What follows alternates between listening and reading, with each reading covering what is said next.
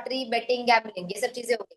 तो इस केस में अगर आप लोगों ने क्या किया, जो भी बंदा ये सर्विसेज प्रोवाइड कर रहा है, जैसे फॉर एग्जांपल लॉटरी बेचने वाला बंदा, ठीक है, या वो गैम्बलिंग कंडक्ट करने वाला बंदा, कसिनोज रन करने वाला बंदा, ये सब चीजें किसके अंदर आ जाएगी आप लोगों की? ये सब आप लोगों का सप्लायर के केस में, मतलब जो बंदा ये सब चीजें आप लोगों को दे रहा है वो सप्लायर के केस में फॉल इन कर जाएगा। समझा? वाउचर, वाउचर सबको पता है, इट कैन बी इधर मनी और it can be actionable claim. Voucher can be इधर मनी और it can be actionable claim, chapter number 1 में पढ़ा है ना हमने। या तो वो वाउचर के अगेंस्ट डायरेक्टली पैसा मिल जाएगा, मतलब it is as good as money. जैसे अमेजोन का वाउचर अगर हमको 5,000 रुपए का मिला है तो it is as good as कि आपके पास 5,000 रुपया है, तो वो मनी है। बट समझो मेरे पास मैकडी का वाउचर है जिसमें हमने क्या बोला है कि आप इसमें मैकवेजी जो है वो फ्री में ले सकते हो, और इसके साथ आपको दूसरा कुछ ऑर्डर करना पड़ेगा। Order for 200 rupees and get a free McVeggie based on this voucher. तो ये एक्शनेबल क्लेम हो गया because I am claiming this particular voucher. तो वाउचर दो पार्ट में हो सकता है, या तो वो मनी के टर्म्स में हो सकता है, या तो वो एक्शनेबल क्लेम्स के टर्म में हो सकता है। समझ में आया सबको? इसी के लिए हमने टाइम ऑफ सप्लाई में वाउचर वाला पॉइंट निकाल दिया था, याद है लास्ट लेक्चर? याद आया क्या? 12 सबसेक्शन 4 एंड 13 सबसेक्शन 4 हम लोगों ने क्या बोला था, वाउचर वाला पार्ट जो है वो क्या कर दिया है, ओमिट कर दिया है। बिकॉज अगर वाउचर मनी है तो भी वो टैक्सेबिलिटी के अंदर नहीं आता, और अगर वाउचर एक्शनेबल क्लेम है तो भी वो टैक्सेबिलिटी के अंदर नहीं आता है। तो इन दैट केस उसको टैक्सेबिलिटी में लेके कोई मतलब नहीं। Clear with this everyone? Done, शुरू करें? डन, चलो। वैल्यू ऑफ सप्लाई सेक्शन 15 हम लोगों को स्टार्ट करना है, ठीक है? क्या हो गया? शीट, हाँ बोलती हूँ, 2 मिनट अभी देती हूँ। कितने टोटल? 4 की 5? 5 हो गए ना, मैं बोलती हूँ, देने बोलती हूँ। वैल्यू ऑफ सप्लाई सेक्शन 15 अपने को क्या बोलता है? Section 15 subsection 1 states that the value of supply of the goods और सर्विसेज और both shall be transaction value which is the price actually paid or payable for the said supply of the goods where both supplier and recipient of the supply are not related and price is the sole consideration। दो conditions यहाँ पे दिया हुआ है, पहला buyer and seller related नहीं होने चाहिए, and second price is the sole consideration. अगर ये दोनों कंडीशन फुलफिल हो जाता है तो जो वैल्यू पे आप ट्रांजैक्शन कैरी आउट करें हम वो वैल्यू को आग बंद करके यूज करेंगे एज वैल्यू ऑफ। समझ में आया? ठीक है। फॉर एग्जाम्पल अगर मैं कोई भी सामने वाले शॉप में जाके अगर 50 बुक्स खरीद लूं, ठीक है, और अगर वो मेरे को 10% डिस्काउंट देता है, तो ऐसा नहीं होगा कि हम लोग price is not the sole consideration. वो मेरे को डिस्काउंट क्वांटिटी बेसिस पे दे रहा है, मेरे को जानता है इसके लिए नहीं दे रहा। और अगर मेरे जगह पे कोई और दूसरा बंदा भी अगर 50 बुक्स लेके जाएगा तो उसको भी वो उतना ही डिस्काउंट। समझा? तो ये सारी चीजें डिसाइडिंग फैक्टर में नहीं आती। डिसाइडिंग फैक्टर में क्या आता है कि भाई price is influenced by which some other factors जो आपके रिलेशन और ये सब चीजों के बेसिस पे आ रहा है, तो वो अपने को चेक करना रहेगा। तो दो कंडीशंस है, you should not be a related party, ठीक है, and second is price is the sole consideration. अगर ये दोनों कंडीशन फुलफिल हो जाते हैं तो जो ट्रांजैक्शन वैल्यू पे आप ट्रांजैक्शन कैरी आउट कर रहे हो we will consider that transaction value for the purpose of value of supply. Clear with this part everyone? ठीक है। Second, the value of supply shall include, पहला, any taxes, duties and levies charged under any law for the time being in force excluding your GST act। समझ में आया? CGST, SGST, IGST, UTGST, cess, ये लोग नहीं लेने हैं value of supply. हमेशा हम लोग जब भी unless until it is given in the question always and always our values are excluding GST. बराबर है कि नहीं है? तो हम हमेशा transaction value that is value of supply को 100 पकड़ के चलते हैं, कभी भी हम लोग 118 पकड़ के नहीं चलते। समझ में आया क्या सबको? तो हम उसको एक्सक्लूसिव ऑफ जीएसटी पकड़ के चलते हैं। तो value of supply should not include any of the GST component but it should include any of the other taxes, duties and cess which are paid। समझ में आया? जैसे एग्जांपल क्लासिक है, आप लोगों ने कस्टम, जिन जिन लोग का कस्टम्स हो गया है इन लोगों ने पढ़ा है। कस्टम्स ड्यूटी जो भी हम लोग चार्ज करते हैं, समझो मैंने इंपोर्ट किया है और उसके ऊपर अगर 100 रुपए का कस्टम ड्यूटी लगा है तो वो कस्टम ड्यूटी के ऊपर भी क्या लगता है? आईजीएसटी लगता है। समझ में आया?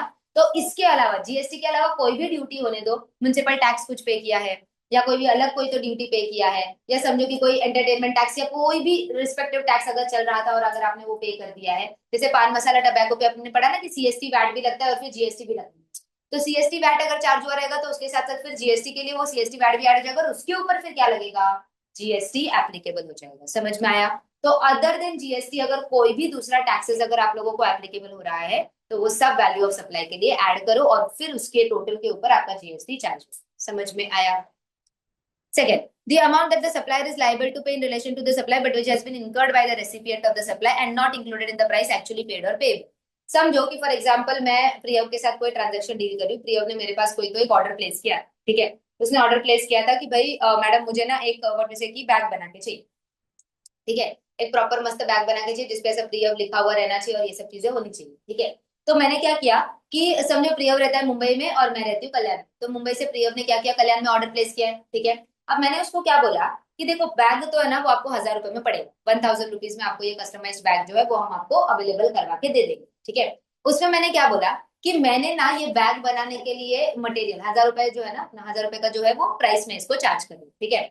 मैंने इसको क्या बोला, हमने बोला कि देखो सर 1000 रुपए का तो बैग है, 200 रुपया है ना वो मेरा मटेरियल वाला जो है ना वो बॉम्बे से ही आता है, ठीक है। और वो है ना आपके जस्ट ऑफिस के बाजू में ही रहता है, प्रिया को मैंने बोला तेरे ऑफिस के बाजू में ही वो मटेरियल वाला रहता है, सिर्फ उसको तू 200 रुपए का पेमेंट कर दे, ठीक है। क्या बोला मैंने उसको, सिर्फ 200 रुपए का उसको पेमेंट कर देना, ठीक है। अब जब मैं बिल बना रही हूँ तो समझो मैंने सिर्फ 800 रुपए का बिल बनाया, क्यों, बिकॉज प्रिया ने ऑलरेडी बाहर के बाहर कितना सेटल कर दिया है, 200 रुपया उधर का उधर सेटल कर दिया। तो अगर मैंने बिल 800 रुपए का बनाया फिर भी वैल्यू ऑफ सप्लाई कितना माना जाएगा, 1000 रुपए पूरा।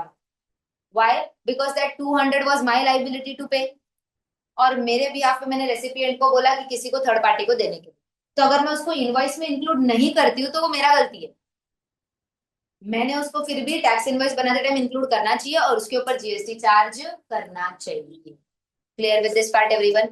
So any liability of supplier which is met by the recipient, which was the contractual liability as per the terms of sale to be made with. So in that case, that value, even if it is not included in the supply what is it consideration, then to that value will be considered for calculation of value of supply. Clear with this part, everyone? ठीक है.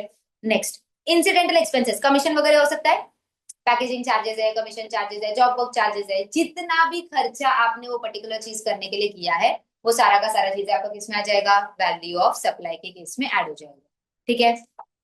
Next, interest late fee penalty, composite supply का definition में आ जाएगा ना ये वाला part, बराबर है कि नहीं है, ठीक है। अगर 1 लाख का अपना ओटीसी की पेमेंट था, हमने बोला था कि 1 महीने के अंदर पेमेंट देंगे, 1 महीने के अंदर आपने पेमेंट नहीं दिया, आपने 1 महीने के बाद पेमेंट दिया, तो मैंने बोला अब लगेगा 1,01,000 रुपया, 1000 रुपए का इंटरेस्ट या लेट फी या पेनल्टी जो भी बोलो। तो अब अपने लिए जो टैक्सेबल वैल्यू बनेगा वो कितना बन जाएगा, 1,01,000। इसका काउंटर टाइम ऑफ सप्लाई में हम लोगों ने देखा है कि 1 लाख का टाइम ऑफ सप्लाई तो जब गुड्स निकला तभी हो जाएगा, रिमूवल ऑफ द गुड्स पे, बट आपका 1000 का जो टाइम ऑफ सप्लाई वो कब आएगा, एक्चुअल रिसीट के टाइम पे आ जाए। तो ऐसा नहीं कि 1000 जो है वो मैडम अभी कैसे पे करेंगे, वो आप अगले महीने का ही टाइम ऑफ सप्लाई उसका कैरी होगा। समझ में आया क्या, याद है क्या सबको, इंटरेस्ट लेट फी पेनल्टी ये सब चीजों के लिए टाइम ऑफ सप्लाई हमने क्या बोला था, जब रिसीव होता है तभी हम उसको कंसिडर करके चलेंगे। तो भले वो 1 लाख ये मंथ के सेल में ऐड होगा, ये मंथ के वजह से की जीएसटी रिटर्न्स में ऐड होगा, 1000 will be added in the next month का GST return, because time of supply उसका तब आएगा जब आप एक्चुअली पेमेंट कैरी आउट करोगे। क्लियर विद दिस, ठीक है। नेक्स्ट, सब्सिडीज, कौन सा, बट देखो पता नहीं था ना जब तू फर्स्ट बिल बनाए, जब तू फर्स्ट बिल बनाएगा, जब फॉर एग्जाम्पल प्रियव आ जाए मेरे पास थर्ड में को जब प्रियव आया और मेरे पास से 1 लाख का माल लेके चला गया, गुड्स लेके चला गया, तो गुड्स रिमूव हो गया, तो मैंने उसके साथ 1 लाख का बिल बना के दे दिया। समझ में आया, ठीक है। 1 महीने में उसको मैंने बोला था पेमेंट करने के लिए। अब जब मैं मई मंथ का रिटर्न फाइल करूंगी तो मैं मेरा आउटवर्ड लाइबिलिटी के अंदर 1 लाख रुपए ऐड करके दूंगी, बिकॉज टाइम ऑफ सप्लाई कितने का आया है, 1 लाख रुपए, क्योंकि मेरा जीएसटी 3 भी तो मेरा 20th ऑफ व्हाट इज की जून तक आ जाएगा, मई का जून, हाँ जून में आ जाएगा, बराबर है। 1 फाइल करूंगी 2 बी में रिफ्लेक्ट होगा, 3 भी आ जाएगा 20th तक, तो मैं पे करके चले जाऊंगा। समझो कि उसका व्हाट इज की 25th ऑफ व्हाट इज की जून जो है उसका ड्यू डेट है पेमेंट के लिए, उस दिन उसने पे नहीं किया, उसने किया 30th ऑफ जून को पेमेंट किया, ठीक है। तो मैंने उसको बोला आप कितना लगेगा, 1,01,000, तो मैं उसको क्या इशू करूंगी, डेबिट नोट इशू करके 1,000 रुपए का एक्स्ट्रा काट देती हूँ। तो अब उसके इसमें वो डेबिट नोट का जो आएगा वो तो जून मंथ के लाइबिलिटी में आएगा ना, क्योंकि वो 1000 का time of supply will be the time when the what we say कि Priya will make the payment, that is 1000 का पेमेंट आएगा। तो 1 लाख का जो फाइलिंग हुआ वो मई मंथ के रिटर्न में होगा, और 1000 का जो फाइलिंग होगा रिटर्न के अंदर वो जून मंथ के रिटर्न में। तो इस तरह से वो बाइफरकेटेड वे में अपना जाएगा। समझ में आया, तो इस तरह से अपन उसको बाइफरकेट करके चलें, अंडरस्टूड, ठीक है।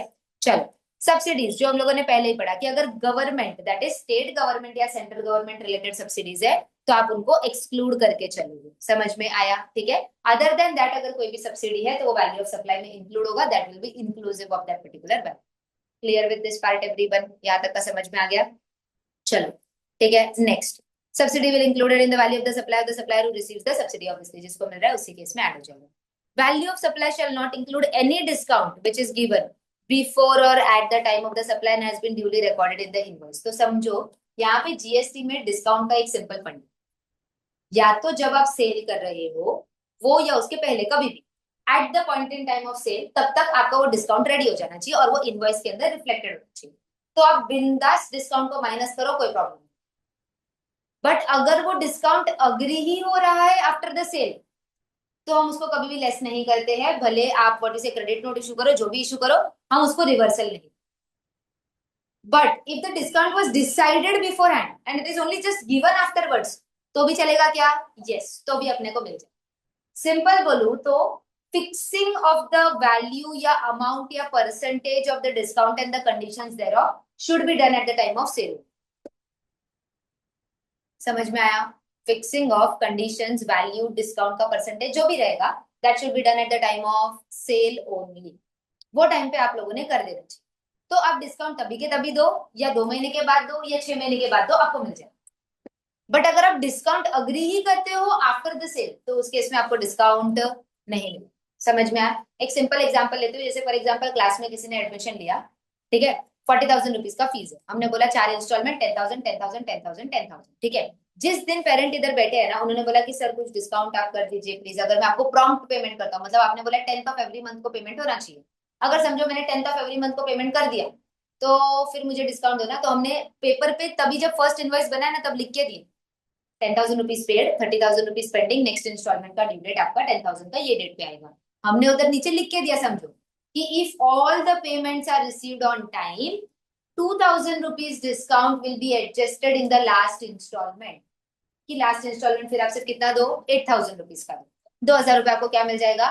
डिस्काउंट मिल जाएगा। बट आपको क्या करना पड़ेगा? एवरी दिन जो भी आपका ड्यू डेट है, आपको ड्यू डेट पे प्रॉपरली पे करना। समझ में? 10th ऑफ द मंथ है तो आपको 10th ऑफ द मंथ पे ही पे करना है। ऐसा अगर हम लोगों ने स्कीम दिखा, तो क्या वो 2,000 का डिस्काउंट वैल्यू में एडजस्ट होगा कि नहीं होगा? होगा। कब होगा? वापस वैसे debit note, credit note issue करके अपन उसको रिवर्स कर देंगे, मतलब वो बेसिस पे होगा। समझ में आया? क्लियर है? But since it was decided before hand, तो हम उसको अलाउ करें। समझ में? बट वही जगह पे समझो कुछ डिसीजन नहीं हुआ, अभी सिंपल वो 10,000 पे करके चले गए, अगले महीने 10,000 किया, उसके बाद अगले महीने 10,000 किया, जब लास्ट इंस्टॉलमेंट आया तो उन्होंने तभी बोला सर देखो आपने 40,000 बोला था ना, हमने पूरा प्रॉपरली पेमेंट किया, कुछ तो अभी लास्ट इंस्टॉलमेंट है, कुछ तो कम करो। ऐसे तभी बोलो। तो हमने बोला सर एक काम करो, ठीक है 1,000 रुपए कम दो, आप 9,000 रुपए एग्जाम। तो इन दैट केस वो डिस्काउंट एडजस्ट होगा क्या? नहीं होगा, बिकॉज दैट वाज नॉट। दोनों के बीच में डिफरेंस समझ में आया? ठीक है, तो ये इस बेसिस पे चलता है। नॉट नेसेसरी कि डिस्काउंट तभी का तभी देना है, बट डिसीजन तभी के तभी लेके रखो तो भी चलेगा, कोई प्रॉब्लम नहीं। Understood with this part? Madam फिर डिस्काउंट देने का ही नहीं क्या? नहीं, डिस्काउंट तो दे सकते हो, क्यों? बिकॉज बिजनेस है भाई, करना तो पड़ेगा ना। ठीक है, तो वो केस में हम क्या करेंगे? वो केस में जीएसटी पूरे अमाउंट पे भरा जाएगा, 40,000 पे। बट फिर आप जब क्रेडिट नोट इशू करोगे ना 1,000 रुपीज का, तो that will B only financial credit, not a GST credit.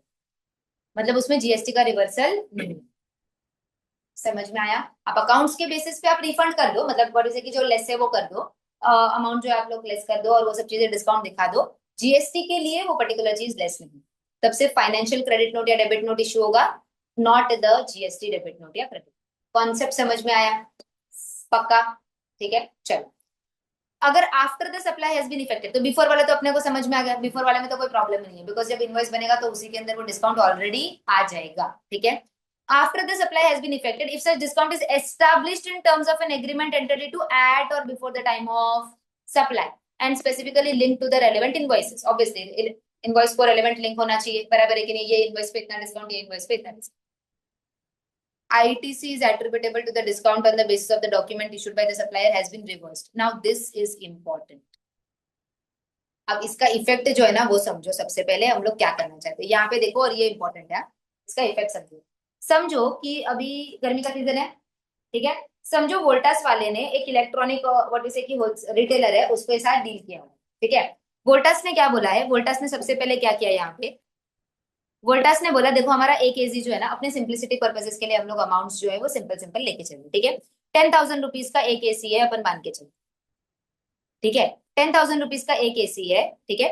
और यहाँ पे हमने क्या बोला है? टोटल 100 एसी हम लोगों ने खरीदे, ठीक है। तो कितना वैल्यू हो गया अपना? 10 लाख का वैल्यूएशन आ गया, ठीक है। 10 लाख का वैल्यू आ गया और उसके ऊपर हम लोगों ने क्या किया? 18% जीएसटी आ गया आप लोगों का, दैट इज 1,80,000 रुपीज, ठीक है। तो 11,80,000 रुपीज का अपना बिल बन गया, ठीक है। यहाँ पे वोल्टास ने अपने को क्या बोला था? वोल्टास ने अपने को बोला था ये ट्रांजेक्शन आज ही हुआ है, दैट इज 3 मई को,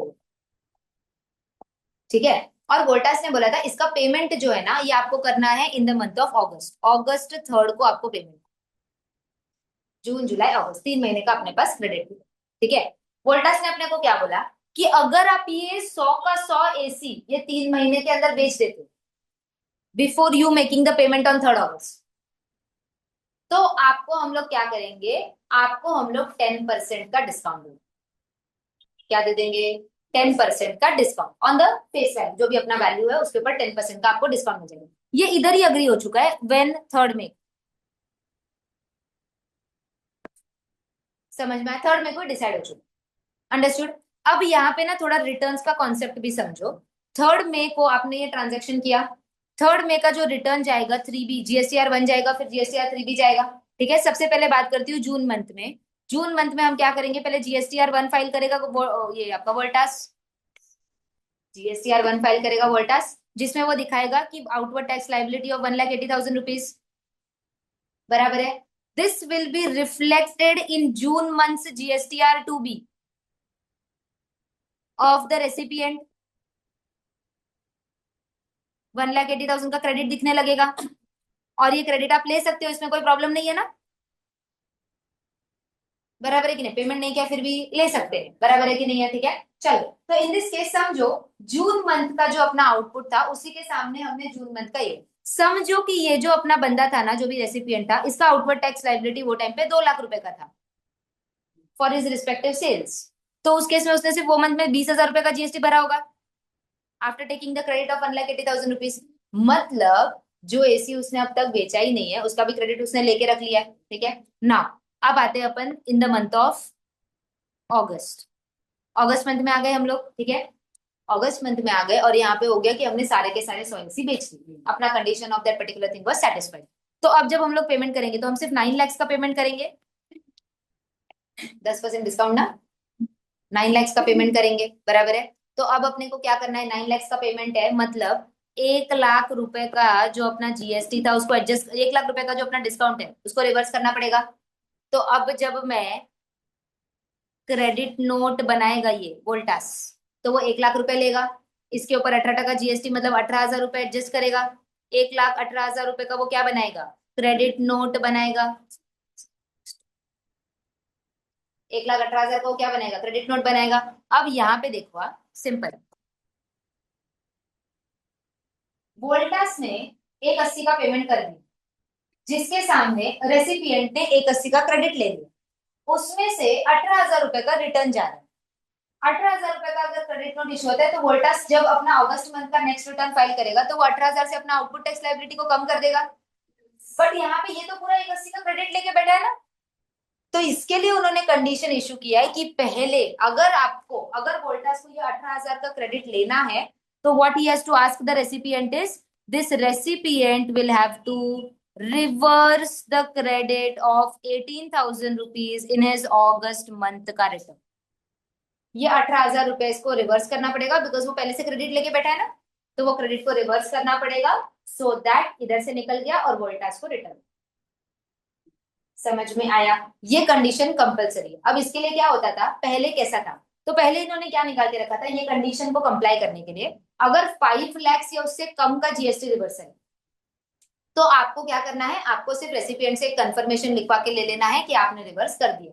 और 5 लाख के ऊपर का अगर है तो आपको सीए के पास से सर्टिफिकेशन लेके क्या करना पड़ता था, ये रिवर्सल है हुआ है करके कंप्लाई करके देना पड़ता था। अब उन्होंने क्या कर दिया, इनवॉइस फर्निशिंग फैसिलिटी आईएफएफ आ चुका है, तो उस केस में उन्होंने क्या कर दिया, ये सब चीजें ऑनलाइन अवेलेबल करा। समझ में आया, जहां से ऑनलाइन ही क्या हो जाएगा, रेसिपिएंट कंफर्म कर देगा, सप्लायर को ऑटोमेटिकली दिखेगा।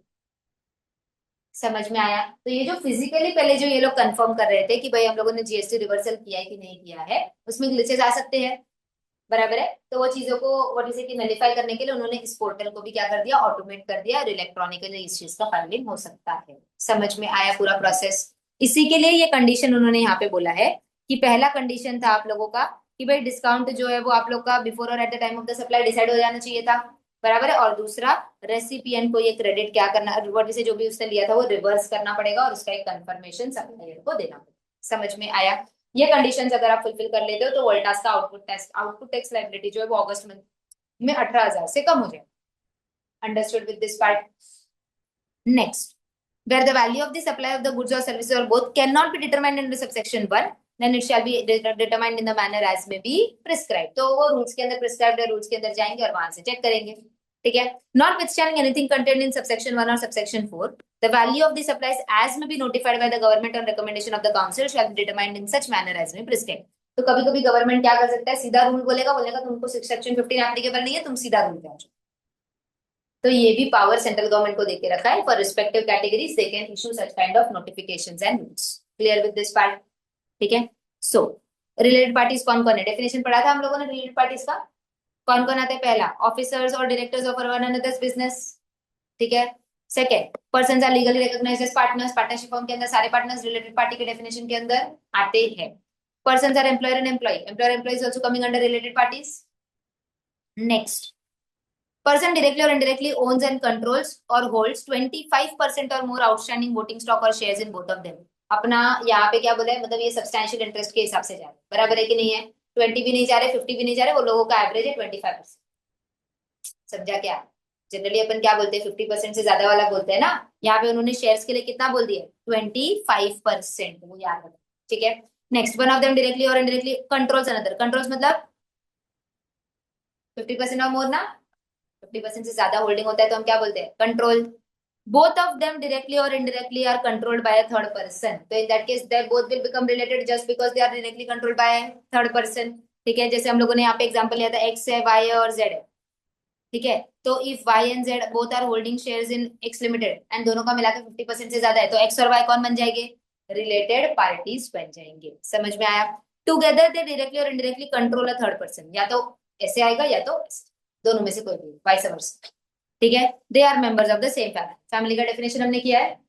ठीक है, the term person also include legal person, that is on paper वाले जो अपने आर्टिफिशियल पर्सन होते हैं वो भी आ जाते हैं। अच्छा, person who are associated in the business of one another in that one is a sole agent, sole distributor or sole concessionaire, however described of another shall be deemed to be related। तो अगर आप sole agent हो, that is pure उसके ही particular agent हो सिर्फ, तो उस case में भी आप क्या माने जाओगे? रिलेटेड पार्टी माने जाओगे। Understood with this part? पूरा का पूरा जो हम लोगों ने सेक्शन पढ़ा, जो हम लोगों ने यहाँ पे सेक्शन पढ़ा, सेक्शन समझ में आया सबको?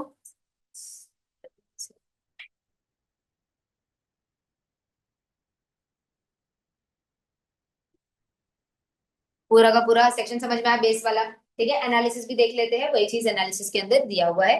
कुछ एक दो क्लैरिफिकेशंस जो रहेंगे नए वाले, वो अपने को देखने रहेंगे डिटेल में, वो हम लोग यहाँ पे देखेंगे। एक सेकंड तक मैं बोल देती हूँ। पांच ना, मेरा नाम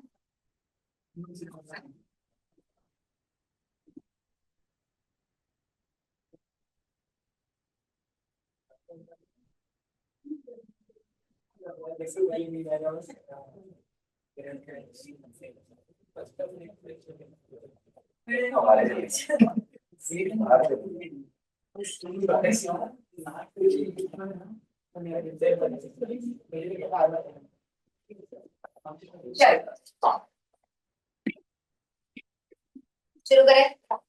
नेक्स्ट एनालिसिस में क्या दिया देखो, GST laws is different provision with respect to value determination. अपने को क्या बोला है? Sole price is the sole consideration, non monetary consideration वाला हम लोग वैल्यूज के अंदर देखेंगे। वैल्यूएशंस जो अलग अलग रूल्स के साथ कवर्ड है, तो वो रूल्स के अंदर हम लोग चेक कर लेंगे। ठीक है, सबसे पहला ट्रांजेक्शन वैल्यू हम लोग क्या लेते हैं? दो चीजें अपने को बोला कि भाई रिलेटेड पर्सन नहीं होना चाहिए, and price should be the sole consideration। In that case, only and only then what we will do is we will use the transaction value as your supply value। समझ में? Value of supply. Next, related person का definition हम लोग किया, अभी अभी अभी हम लोगों ने किया। ठीक है, now therefore if the supply is between the person who are related in terms of explanation to section 15, the value of supply would not be transaction value but will be determined as per the valuation rules। तो अगर बंदा related party के definition में follow इन कर गया, या तो अगर प्राइस सोल कंसिडरेशन नहीं है, ये दोनों ही केसेस के अंदर हम लोग क्या करेंगे? फिर अपने को सेक्शन 15 नहीं यूज करके रूल्स को यूज करना पड़ेगा to determine the value of supply. ठीक है, रिलेटेड पर्सन का डेफिनेशन वापस चार्ट फॉर्मेट में दे दिया है। आईडीटी का अपना आधा मॉड्यूल रिपीटेटिव है, पता है ना? ठीक है, तो वो चीज आपको दिखेगा। Priya holds 30% shares of ABC limited and 35% shares of XYZ limited.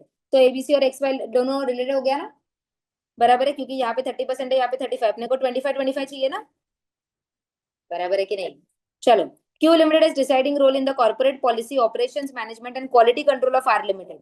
तो Q limited controls R limited ऐसा बोल सकते हैं, बिकॉज मेजर डिसीजंस कौन ले रहा है, क्यू लिमिटेड ही यहाँ पे सारे के सारे डिसीजंस कैरी आउट कर रहे हैं।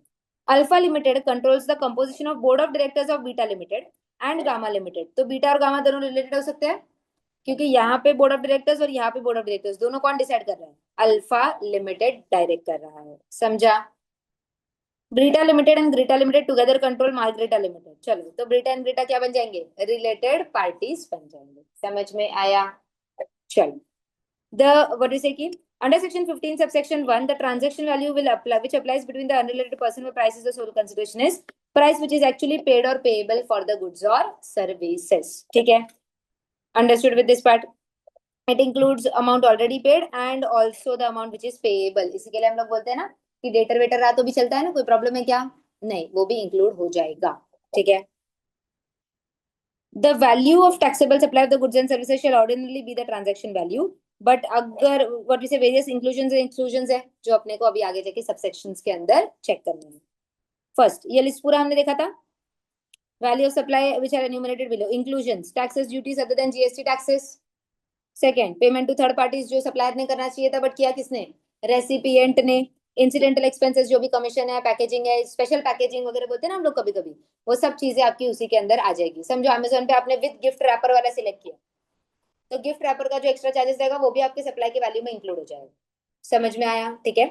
Any amount charge for anything done by the supplier in respect of the goods और सर्विसेज एट अ टाइम और बिफोर द डिलीवरी। तो बिफोर डिलीवरी आपने कुछ भी किया, फॉर एग्जांपल हमने बोला कि अरे वो गुड्स का थोड़ा सा क्वालिटी टेस्टिंग करके पहले चेक कर लो, समझ में आया, उसके बिना मैं सेल लूंगा ही नहीं, मतलब मैं प्रोडक्ट लूंगा ही नहीं, तो इन दैट केस वो भी क्या हो जाएगा, क्वालिटी टेस्टिंग का price will also be added to the value of supply, समझ में आया। Next, interest late fee penalty भी आ जाएगा, सब्सिडीज भी आ जाएगा, excluding the central government and state government subsidies, clear with this part, ठीक है। Next, taxes other than GST, ये तो अपना डिस्कशन हो चुका है, इसके अलावा जो भी रहेगा वो सारा ऐड कर दो। जीएसटी ऐड नहीं करते बिकॉज हमेशा हम लोग unless otherwise given in the question हम लोग मान के चलते हैं कि values are excluding GST, clear with this part everyone, ठीक है। नेक्स्ट, चलो, टीसीएस, ये एक क्लैरिफिकेशन यहाँ पे उन्होंने दिया हुआ है, कुछ कुछ चीजों पे टीसीएस लगता है, अपना कौन सा, इनकम टैक्स वाला टीसीएस, जीएसटी वाला नहीं, कौन सा वाला, इनकम टैक्स वाला, ठीक है। समझो कि इनकम टैक्स के अंदर जो अपना ये वाला पार्ट था कि भाई हम लोग बहुत सारी चीजें, जैसे वो अपना फर्स्ट वाला जो है फॉरेस्ट प्रोड्यूस है, टेंडू लीव्स है, ये सब चीजों पे टीसीएस लगता है ना, बराबर है। समझो कि एक मैन्युफैक्चरर है जो ये सब चीजें की फॉरेस्ट प्रोड्यूस लेके आता है, फिर वो होलसेलर को बेचता है, होलसेलर रिटेलर को बेचता है, ठीक है। इस केस में टीसीएस लगेगा। टीसीएस इज ऑलवेज, समझो 1 लाख का अगर आप लोगों ने टेंडू लीव्स खरीदा है तो उसके ऊपर टीसीएस लगेगा ना, समझो 1% तो कितना 1000 रुपीज लग जाएगा, ठीक है। तो आपका वैल्यू बनता है 1,01,000 रुपीज, बराबर है कि नहीं है। बट यहाँ पे जीएसटी 1 लाख पे लगेगा कि 1,01,000 पे लगेगा, तो उन लोगों ने क्लैरिफिकेशन देके बोला कि टीसीएस को मत इंक्लूड करो, टीसीएस को छोड़ो, टीसीएस के ऊपर जीएसटी मत लगाओ, ठीक है। इनकम टैक्स के अंदर भी टीसीएस क्यों लगाया जाता है, because these sales are to be known कि भाई ये बहुत नॉमिनल वैल्यू रहता है, सिर्फ ये डिक्लेयर करवाने के लिए ये ट्रांजेक्शन हुआ है, उसके लिए नॉमिनल वैल्यू 1% या 2% जो भी आपका है वो कैलकुलेशन होता है। तो this is something which is extra charge just for declaration purposes time, it is indirect declaration कि भाई मैंने इसको ये माल बेचा है और इसने मेरे से ये माल खरीदा, उस चीज के लिए हम लोग ये कैरी आउट करते हैं, समझ में आया। तो इसी के लिए उन लोगों ने बोला कि जो टीसीएस आपने कलेक्ट किया है ना उस चीज पे आप जीएसटी मतलब आप जीएसटी के लिए वैल्यू एक्सक्लूडिंग टीसीएस ही कंसिडर करो, समझ में आया सबको, ठीक है। एक और बार बता रही हूँ, टीसीएस हम लोग कौन सा देख रहे हैं, इनकम टैक्स का, जीएसटी का नहीं बात कर रही हूँ, ठीक है। सो इसी के लिए उन लोगों ने बोल दिया यहाँ पे TCS under the Income Tax Act, though other than GST, is not includable in the taxable value for the purpose of GST, as it is only a modality for collection of tax.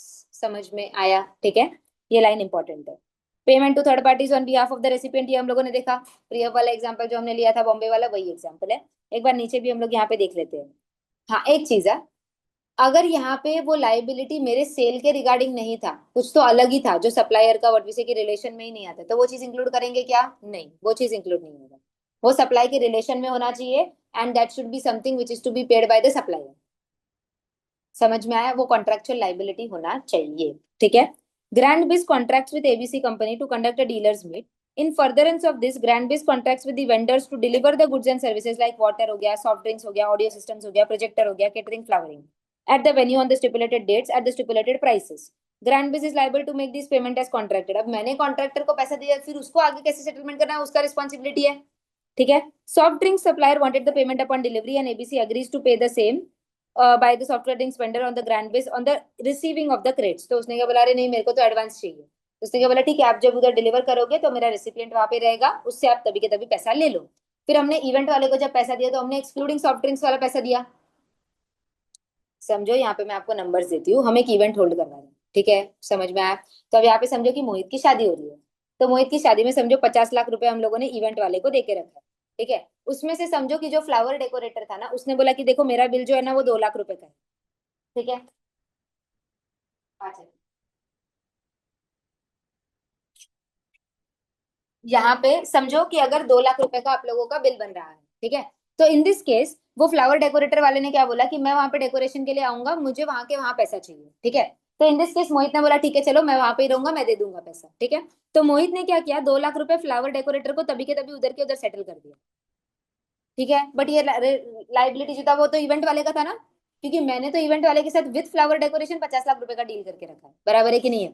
तो जब मोहित यहाँ पे payment करेगा तो वो तो 2 लाख रुपए minus करके करेगा, वो सिर्फ कितना करेगा, 48 लाख रुपीज का पेमेंट जो है वो क्या करेगा, इवेंट वाले कंपनी को करेगा। फिर भी for the purpose of value of supply the value will be 50, क्योंकि वो तुमने सेटल किया लेकिन करना तो इवेंट वाले ने चाहिए था, तो उसके ऊपर ऐड हो जाए।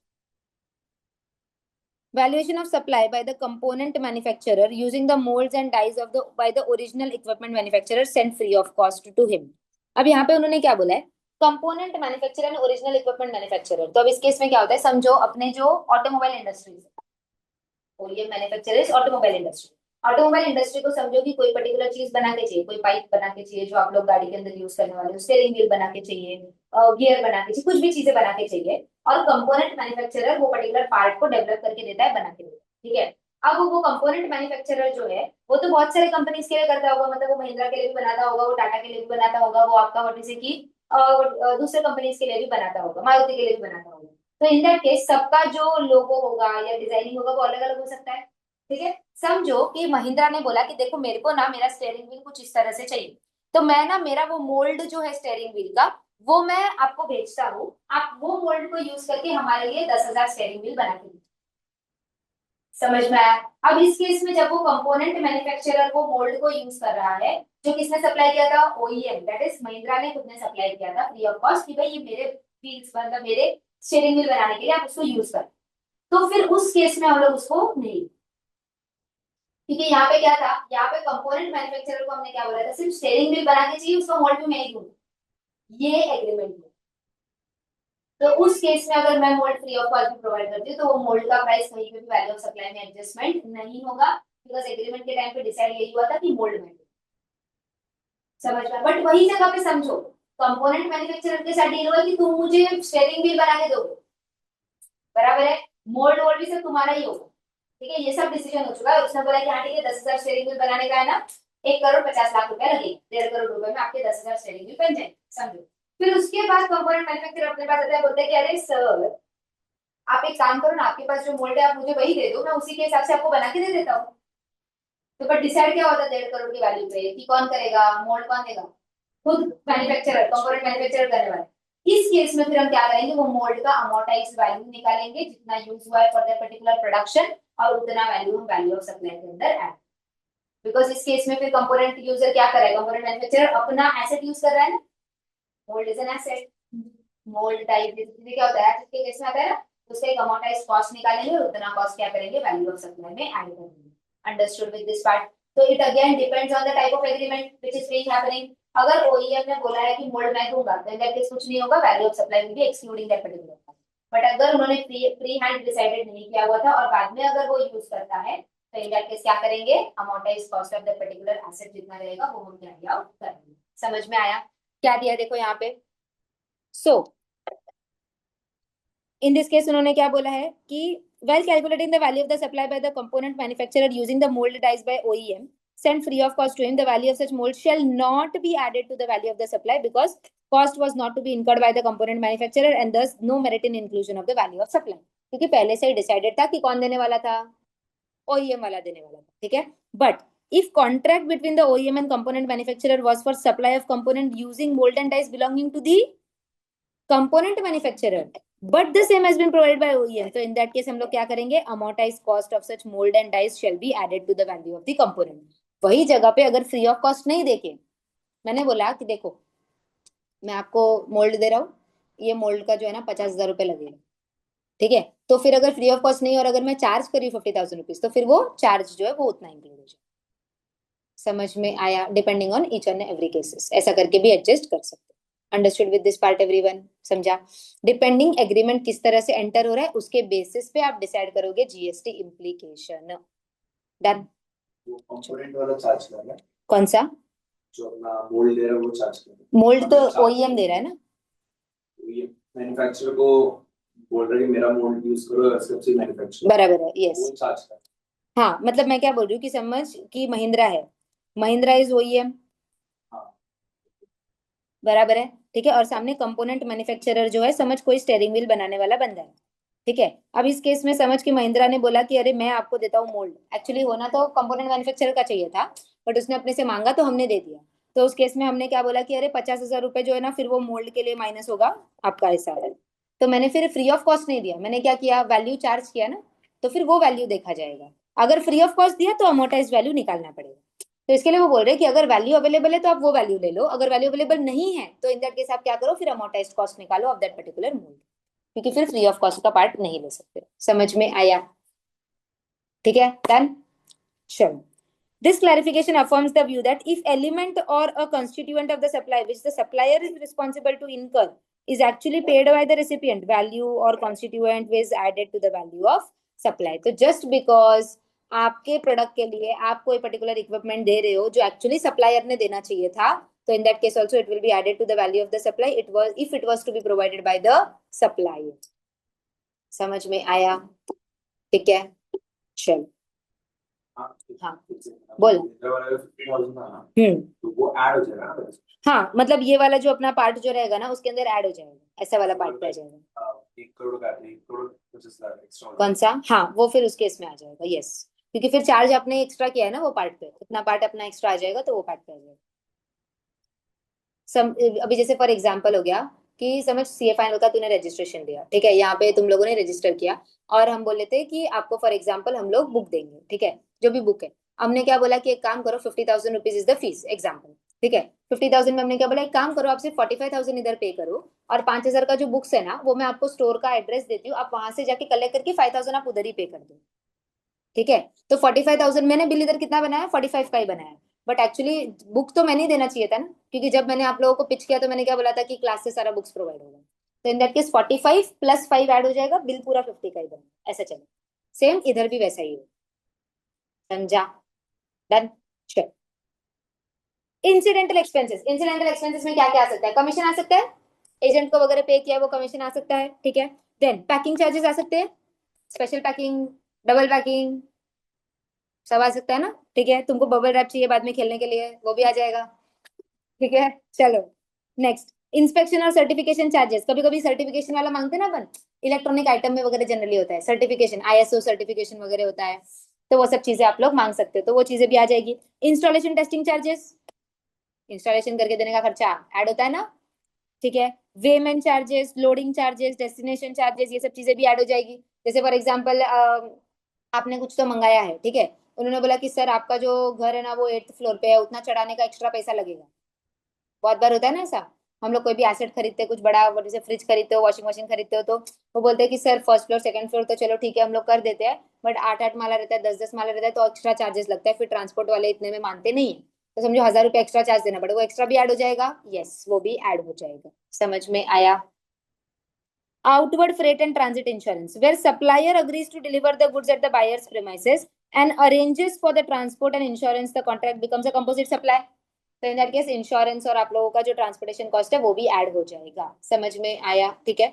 अच्छा, एक और चीज समझो कि लैपटॉप खरीद रही हूँ मैं क्रोमा से, ठीक है, एक्चुअली क्रोमा अपने को डिलीवरी नहीं देता है लैपटॉप के लिए, तो आपको खुद ही जाके खुद ही लेके आना होता है, ठीक है। बट मैंने बोला कि अरे मैं आपके पास से क्रोमा से बुक करके गई थी, एक्चुअली ना मैं थाने में रहती हूँ, ठीक है, मैंने कल्याण की क्रोमा से बुकिंग किया हुआ है, तो अब इस केस में मैं कैसे आऊँ ना सर लेने के लिए, तो एक काम करो ना, मैं आपको पेमेंट करती हूँ, ठीक है, आप प्लीज ट्रांसपोर्ट अरेंज करवा के भेज दीजिए। तो in this case was the liability of transport to be done by supplier और नॉट?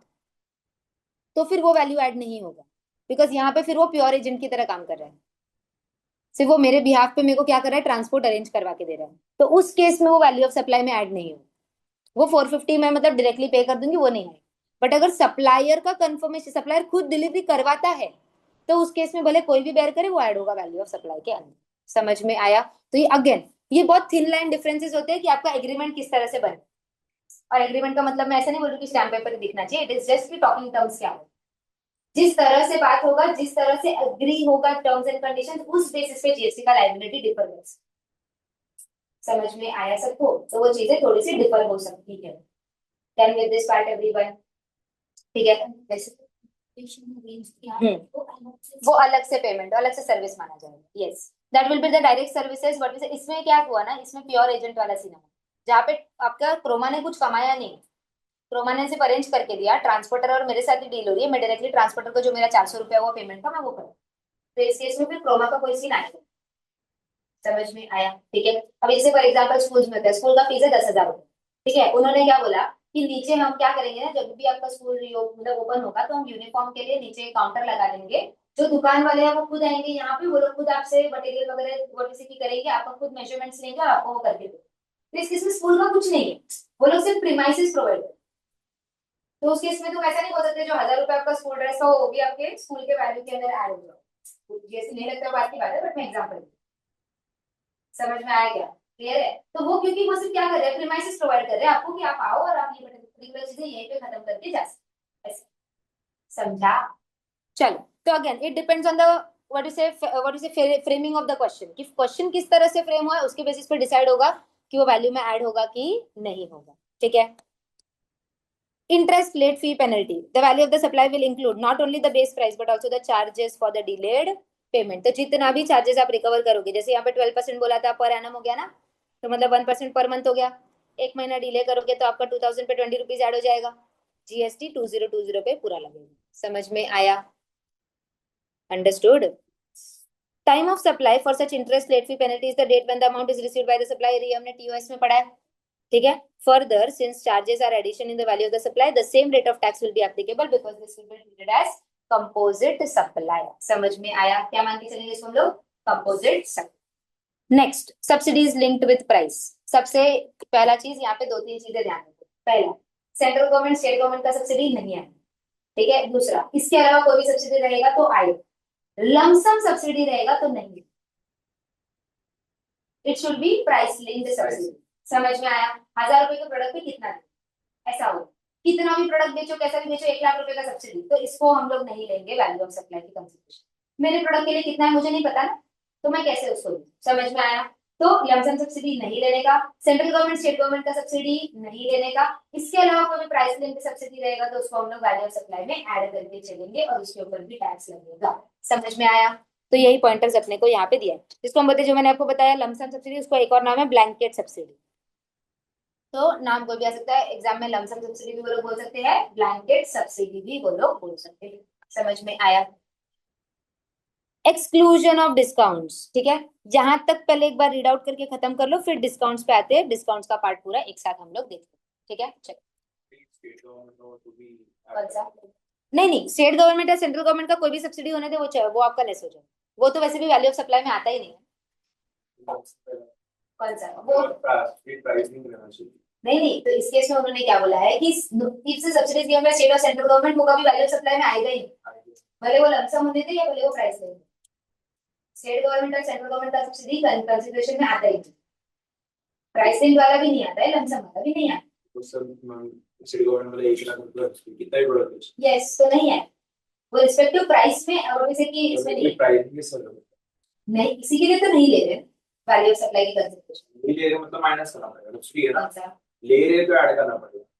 अगर मेरे को बोला है कि समझ 1,000 रुपए का प्रोडक्ट, 1,000 रुपए के प्रोडक्ट के सामने अगर 10 रुपए का सब्सिडी मिल रहा है, तो मैं प्रोडक्ट को 990 पे वैल्यूएशन दे दूंगी, हाँ 1000 रुपए का प्रोडक्ट, सब्सिडी 1 लाख रुपए का मिला हुआ है, बराबर है कि नहीं है? ठीक है, तो इसको हम लोग कंसिडरेशन में लेंगे ही नहीं।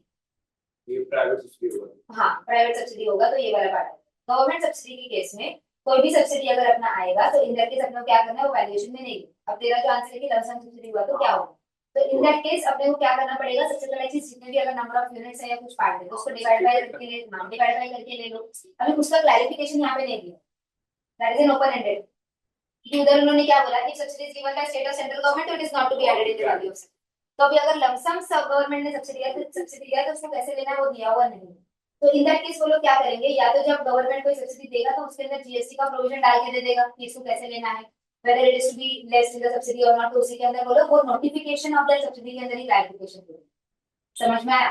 या तो फिर वो लोग क्या करेंगे, फिर उसको हम लोग इंक्लूड करेंगे, मतलब इन द सेंस वैल्यू में ऐड नहीं, रिफ्लेक्ट ही नहीं करेंगे। 1000 रुपए का है तो 1000 रुपए का लेके चलो, वो 1 लाख इस फॉर जनरल बिजनेस पर्पस जैसा मान के चलेंगे तो वो तेरे प्राइस को मतलब indirectly it will be included. Yes. क्योंकि तो जनरली गवर्नमेंट तो वो yes, लमसम ही देती नहीं नॉट नेसेसरी, प्राइसेस पे भी होती है, बहुत रेयर कंडीशन में प्राइस वो तो है ही है, बट फिर इन दैट केस इसी के लिए उन्होंने बोला है ना कि अगर जनरल सब्सिडी तो गवर्नमेंट किसके लिए देता है, फॉर एग्जांपल प्लानिंग मशीनरी खरीदने के लिए देता है, बराबर है, तो वो चीजें फिर तेरी इसमें रिफ्लेक्ट होती है, प्राइस में देती है। प्राइस तेरा 1000 रुपए का 1000 ही वैसे। और अगर उनको कहीं पे अगर जीएसटी का देना रहेगा, अगर ब्लैंकेट दिया है जीएसटी का देना रहेगा, तो जो सब्सिडी का नोटिफिकेशन रहेगा ना उसी के अंदर टैक्स इम्प्लीकेशन भी वो लोग बहुत बनाते हैं कि फॉर एग्जांपल जैसे सब्सिडी हो गया तो उसको अगर इनकम टैक्स के अंदर भी टैक्सेबल नहीं करवाना है तो उधर नीचे प्रोविजन डाल के वो लोग उधर ही करवा देते हैं, क्योंकि पावर्स तो उनको दिया हुआ ही है, तो उनको कुछ भी अगर एग्जाम वगैरह करवाना है तो वो लोग करवा सकते हैं रिस्पेक्टिव लोग। तो वो लोग उस सब्सिडी के नोटिफिकेशन के अंदर ही डाल सकते हैं कि उसका इम्प्लीकेशन किस तरह से आए, और अगर उसको लेस करवाना है यूनिट के बेसिस पे तो वो लोग उधर स्पेसिफाई करके दे देते, बिकॉज जीएसटी का जो अपना ये पार्ट है वो साइलेंट है, तो इंटरप्रिटेशन लेके अपने को करना पड़ेगा, या तो फिर अपने को व्हाट इज की एसेट ऑफिसर से अपने को व्यू लेके उस चीज का इम्प्लीकेशन डालना। समझा? यहाँ तक खत्म कर लो एक बार, फिर डिस्काउंट्स के ऊपर अपन डिटेल में डिस्कशन करके, ठीक है? हाँ बस नहीं, वो सम पे डिपेंड है, सम में दिया हुआ रहता है एक्सक्लूडिंग सब्सिडीज या ऐसा, और अगर नहीं दिया रहेगा तो अजम्पशन है। अजम्पशन जनरली होता है कि आपका जैसे कि अभी देखो उस पर डिपेंड करता है, क्वेश्चन में जनरली वो लोग 99.99% आपको दे देंगे excluding the subsidies and all, वो लोग लिख के देंगे। अगर नहीं दिया हुआ है तो दोनों में से कोई भी अजम्पशन ले लो और अल्टरनेटिव भी सॉल्व करके दे देंगे, ऐसा। क्या रेलेवेंट मैडम? कौन सा रेलेवेंट? इस केस में कैसे रहेगा कि अगर प्राइस दिया हुआ है, प्राइस ऑफ द प्रोडक्ट दिया हुआ है तो जनरली उसके अंदर सब्सिडी लिया हुआ है ऐसा मान लीजिए, माइनस किया हुआ है वैसे नहीं, माइनस नहीं किया हुआ, तो बेस प्राइस दिया। बेस प्राइस दिया। हाँ, क्योंकि कभी भी जैसे फॉर एग्जांपल अगर ये टी शर्ट या ये मतलब टॉप है तो इसका फॉर एग्जांपल 500 रुपीज का प्राइस, तो जनरली वो क्या देते हैं, price of this particular thing is 500 rupees, और इसके सामने सब्सिडी 10 रुपए का है तो मेरा प्राइस 500 माइनस 10 490। समझ में आया? अब वो क्वेश्चन के फ्रेमिंग पे भी डिपेंड करता है, वो टाइम पे अपने को डिसाइड करना पड़ेगा।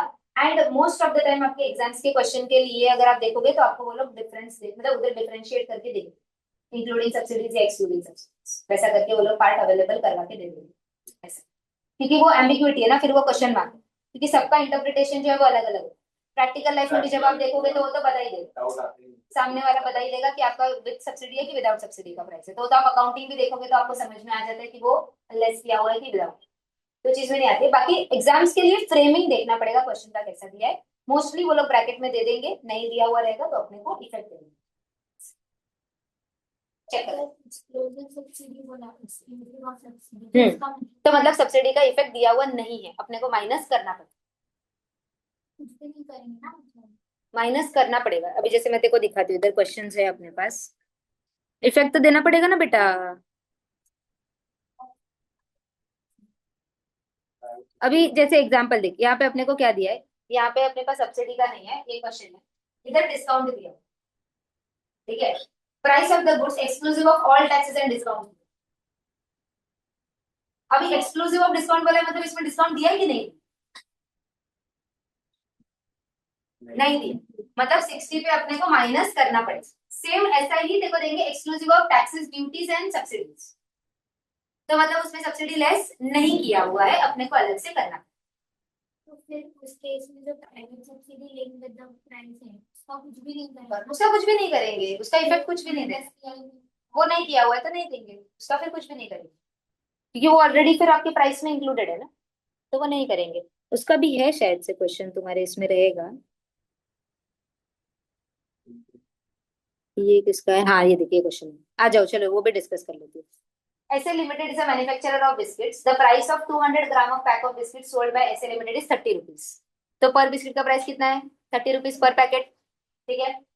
It has received a price linked subsidy of 5 rupees per packet of biscuits sold from NM Limited as a part of NM Limited CSR activity. बराबर है। ऐसे supplied the 1000 packet of biscuits at 25 rupees per pack to its wholesaler, namely MA Private Limited during the tax period. Loading charges 1200 रुपया है और delayed payment का charges 500 रुपया 5000 रुपया है as interest. No separate GST on interest is paid by MA Limited in the next tax period. Assume the GST rate is 18%. ठीक है, यहाँ पे दो चीजों पे अपन डिस्कशन करेंगे।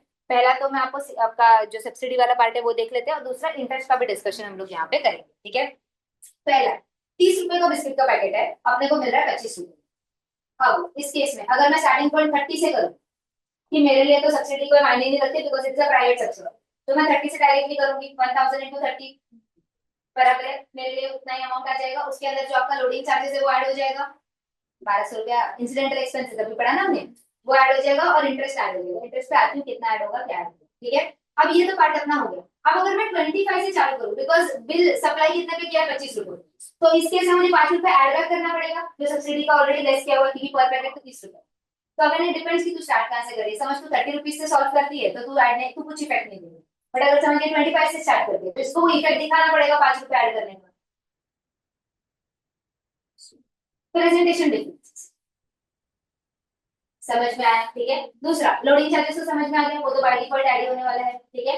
तीसरा इंटरेस्ट जो अपने को दिया हुआ उधर ब्रैकेट में लिखा है no separate amount of GST has been given. तो इस केस में क्या हो गया, देखो जनरली जो इंटरेस्ट रेट की पेनल्टी होता है वो आपकी जीएसटी के एम्बेट में नहीं आता अगर इंडिविजुअल कैटेगरी लेवल पे पकड़े तो, ठीक है। बट जब ये कंपोजिट सप्लाई के नेचर में आ जाता है तो ये टैक्सेबिलिटी के एम्बेट में आ जाता है बिकॉज ऑफ कंपोजिट सप्लाई, ठीक है। अब ये जो 5000 रुपए का जीएसटी इंटरेस्ट है, इसके ऊपर अलग से ये 5000 रुपए जीएसटी नहीं आने वाला है। तो इस केस में ये 5000 is inclusive, only this amount is inclusive of GST, ऐसा मान के चलिए। और ये हर जगह पे हम लोग अजम्पशन लेके चलते even if that bracket is not given in the sum, तो ये आपको लिखो। तो every time unless and until it is mention कि interest is exclusive of GST, तब तक आपको उसको क्या मान के चलना है, इंक्लूसिव ऑफ जीएसटी ही मान के चलना। तो मतलब सिंपल मेरे लिए 5000 विल बिकम 118, तो 100 कितना एट अ क्रॉस मल्टीप्लिकेशन लाके फिर वो जो अमाउंट आएगा 4000 समथिंग आएगा अपना, 5000 से कम अमाउंट आएगा ना, तो 4000 समथिंग जो भी अमाउंट आएगा वो वैल्यू ऑफ सप्लाई है, because with GST the amount is 5000। और जब वैल्यू ऑफ सप्लाई निकालते तो हम एक्सक्लूसिव ऑफ जीएसटी लेते हैं, तो पहले वो 5000 को एक्सक्लूसिव ऑफ जीएसटी करना पड़ेगा और फिर वो वैल्यू को अपने को ऐड। समझ में आया सबको, ठीक है। तो इंटरेस्ट का असम्पशन समझ में आया और ये कैलकुलेशन समझ में आया, ठीक है। Again it depends on your starting point कि आप कैसे करते हो, दूसरा फ्रेमिंग ऑफ क्वेश्चन पर डिपेंड, ठीक है। समझा, खत्म करो यहाँ तक, फिर आगे बढ़ते हैं विद योर डिस्कशन। हाँ वो कंसीडर कर 25 पे अराइव हुआ था, तो इन दैट केस हम लोग फिर जो 30 है वही लेते थे बिकॉज लमसम सब्सिडी कभी माइनस करने मिलता ही नहीं है ना। तो 25 दे दो ना, कैसे, लमसम सब्सिडी एकदम ऐड नहीं करती है। Lump sum subsidy is not allowed as deduction. तेरा 30 रुपीज के बिस्किट को 5 रुपए का सब्सिडी लमसम एलोकेट करके 25 पे आई ना, तो माइनस करके आई ना। मैं क्या बोल रही, माइनस नहीं करने देना, वो तो कोई भी मेथड से एलोकेट करके लेके आ। तो जो प्रोविजन पहले उसमें पहले हमें ऐड नहीं करना, तो मतलब प्रोविजन पढ़ क्या दिया है, ऑलरेडी होगा ना, प्रोविजन क्या दिया है बेटा, आजा इधर। वो ऐड करते हैं। सिर्फ ऐसे मत पढ़ना उसको, प्रॉपर उसका लॉजिक क्या है वो पढ़ना। क्या बोला है, ब्लैंकेट सब्सिडी और donation received are not includable in the value of supply. बराबर है, मतलब वो वैल्यू ऑफ सप्लाई के अंदर नहीं आए, उसका इफेक्ट अपन नहीं देते, तो माइनस नहीं करें, वैल्यू ऑफ सप्लाई में इफेक्ट नहीं देंगे उस चीज। The effect of that blanket subsidy is not to be given effect of negation, मतलब माइनस करने का मतलब जो आप लोग एडजस्टमेंट कर रहे हो वो नहीं देना with respect to blanket subsidy. तो तूने क्या किया, तूने कोई भी एलोकेशन का मेथड निकाला जिससे तेरे 5 रुपया पर वॉट पर जो भी बिस्किट था वो आया, ठीक है। जो भी divide by number of units करके तूने निकाला, ठीक है। वो 5 रुपया तूने एलोकेट करके 30 रुपए का प्राइस माइनस किया, तो वही वो बोल रहे हैं कि हम जो बाकी सब्सिडीज आपको माइनस करने के लिए बोल रहे हैं ना, जो सेंट्रल गवर्नमेंट और स्टेट गवर्नमेंट का है, उसके अलावा कोई भी सब्सिडी रहेगा तो माइनस नहीं करने, ब्लैंकेट सब्सिडी रहेगा तो भी नहीं करने। समझ में आया? तो वो ऐसा इंटरप्रिटेशन है, बिकॉज ये जो भी हम लोग 15(2) के अंदर बात कर रहे हैं वो माइनस करने की ही बात कर रहे हैं कि कौन सा अलाउड है और कौन सा नहीं अलाउड है। ये सब 15(2) के अंदर बात किसकी हो रही है? माइनस करने की हो रही है ना। इंसिडेंटल एक्सपेंसेस माइनस करने मिलेगा, ये माइनस करने मिलेगा, वो माइनस करने मिलेगा। तो इधर भी सब्सिडी में उन्होंने क्या बोला? सिर्फ सेंट्रल गवर्नमेंट और स्टेट गवर्नमेंट का माइनस करने मिलेगा, उसके अलावा कोई भी माइनस करने नहीं मिलेगा। Be it be price linked subsidy which is given by private वाला पार्ट, या be it be blanket subsidy which is given in lump sum. समझ में आया? समझा क्या? चलो खत्म करो यहाँ तक, फिर अपन डिस्काउंट पे एक बार रीड आउट कर लो, नोट्स चेक कर लो पूरा का पूरा, फिर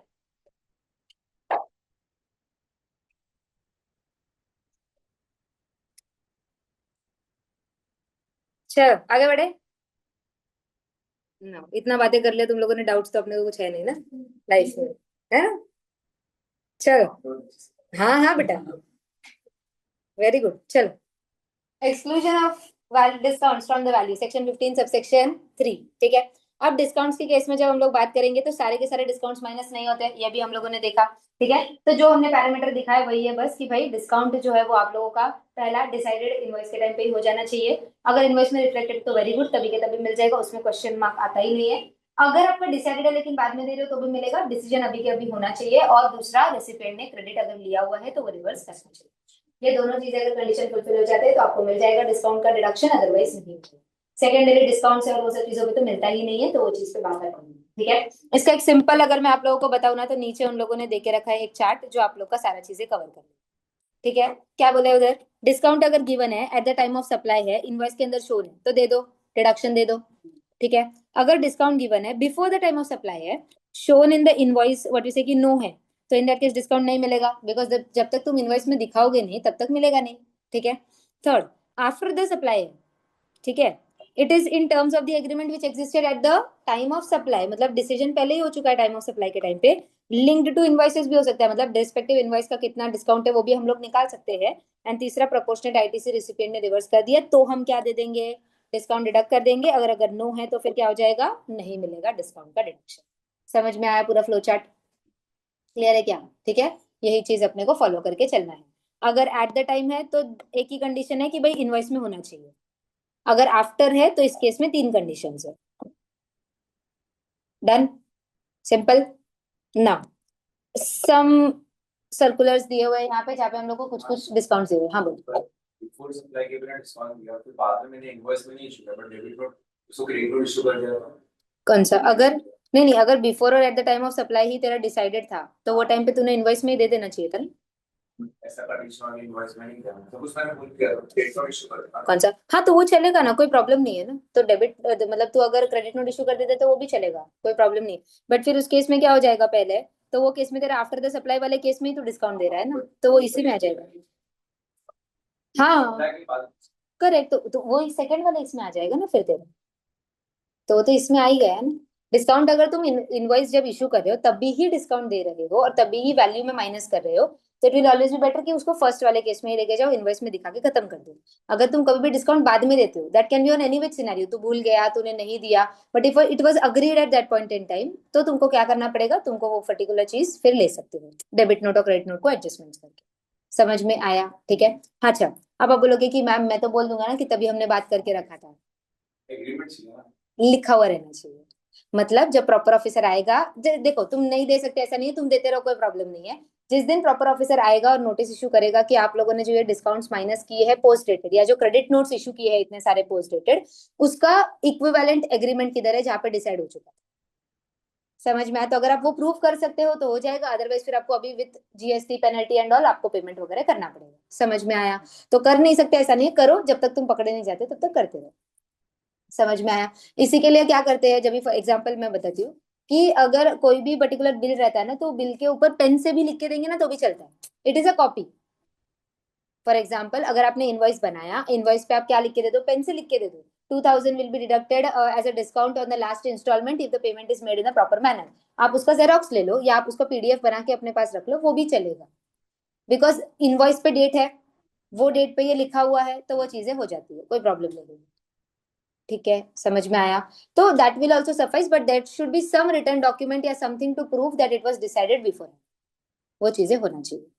डन। अब तुम बोलोगे मैं ओरिजिनल बिल बनाऊंगा पिछले डेट का, सब करते बैठो, कोई प्रॉब्लम नहीं है।